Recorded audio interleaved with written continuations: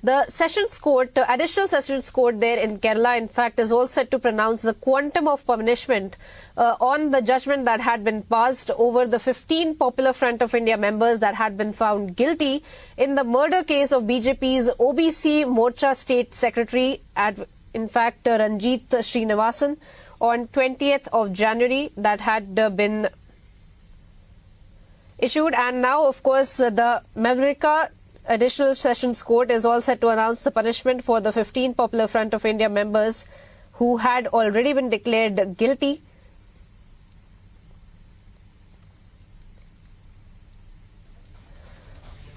While, of course, the prosecution had demanded a maximum sentence for the convicts during the arguments for the quantum of punishment, the defence side had argued that the case would not fall under the rarest of the rare category warranting capital punishment in this matter.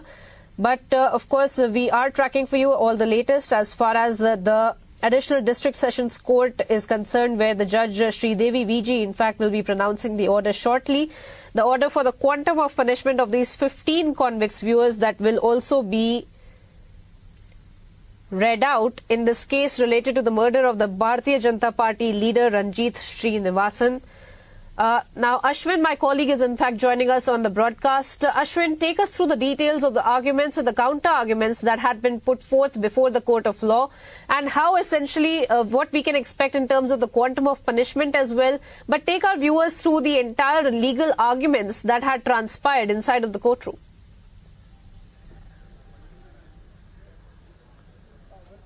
This has been a long-standing battle after the heinous murder of Ranjit Srinivasan that took place on December 19, 2000. Family members and the family members are still here. You can, his mother Vinodini, his wife Lisha, as well as his children, all were there, and he was murdered, brutally murdered. There were 46 cuts on his body. He was finished in just one slit itself, and after which, despite that, these accused, all belonging to the SDP, PFI, they gave him 46 cuts. His face was so mutilated that they were not even able to recognize it. They were not even able to take him to a hospital until the police came. Remember, this case was so horrific for the matter because this incident happened in a posh residential colony where Ranjit Srinivasan, an advocate by profession, was staying.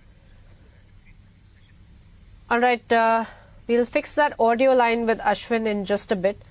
But as Ashwin was also pointing out, that of course the family members of the BJP leader Ranjit Srinivasan are also there at the courtroom right now, as the quantum of the punishment will also be listed out for all of these 15 convicts. And we have seen even during the course of the legal arguments that had been presented before the court that the maximum punishment, the capital punishment, in fact, had been asked for by the prosecution. But of course, the other side had also argued that this is not the rarest of the rare case in which capital punishment will be viable. However, of course, we will have to wait for the order that will be pronounced by the court, by Judge Sridevi VG. In fact, Ashwin, my colleague, is back with us, I'm being told. Ashwin, you were taking us through the details of how this crime had taken place, how these convicts had in fact brutally murdered the BJP leader, and how essentially the legal arguments had gone on in the courtroom before they had been convicted of this gruesome crime. Right now, Pratap G. Padikal, who is the special prosecutor, will also speak. He's right here. He's the special prosecutor. So, what do you expect from this? We are expecting the maximum punishment to the accused persons. What has been the So already the accused persons are found guilty by the Honorable Court. So we find the maximum punishment to be about to these accused persons. Okay, this is the rarest of the rarest cases. That's the argument. That's the argument of the prosecution. And all 15 have been convicted on the different. All the 15 accused persons are found guilty under Section 302 APC, read with so many other sections of the APC, and also 27 AMS Act also. So they're expecting maximum punishment.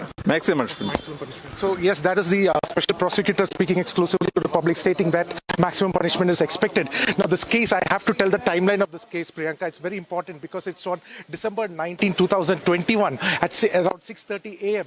where Ranjit Srinivasan was murdered right in front of his family, his mother Vinodini and his wife Lisha, along one of the daughters, minor daughter, right in front of them he was murdered. And then the timeline of this case, from then on December 22nd, the DYSP Jairaj was in charge. Remember, this murder happened just 100 meters away from the DYSP office.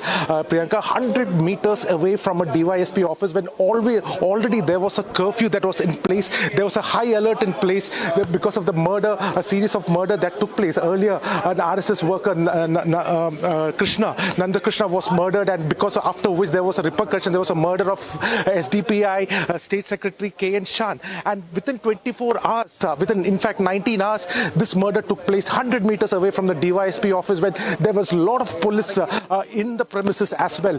And what is also important is, Priyanka, at 11 o'clock, the judge V.G. Sridevi will give the verdict. 15 of them have been found accused. The PFI, SDPI members have been found guilty. The quantum of punishment, the prosecution has argued for highest punishment, and it needs to be seen whether the judge will see it as a rarest of the rarest case, and maybe there will be a capital punishment or even worse. That will be waiting at 11 o'clock. The verdict will be given by the Sessions Court in Mavelikara. Back to you, Priyanka.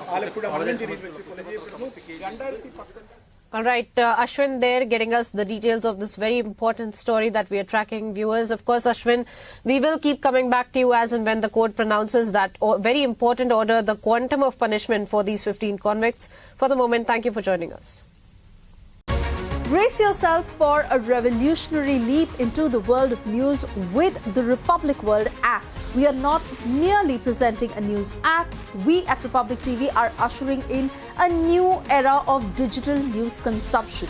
The Republic World mobile app has the essence of power of breaking news and the heartbeat of our impactful shows seamlessly integrated into a singular dynamic platform for you.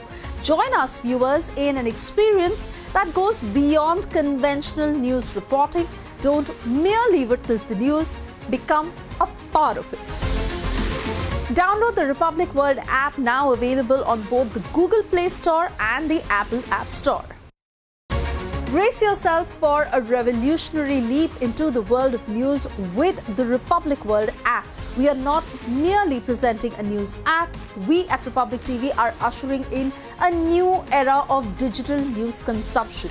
The Republic World mobile app has the essence of power of breaking news and the heartbeat of our impactful shows seamlessly integrated into a singular dynamic platform for you.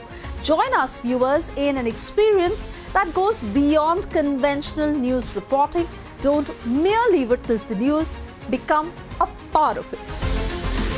Download the Republic World app, now available on both the Google Play Store and the Apple App Store.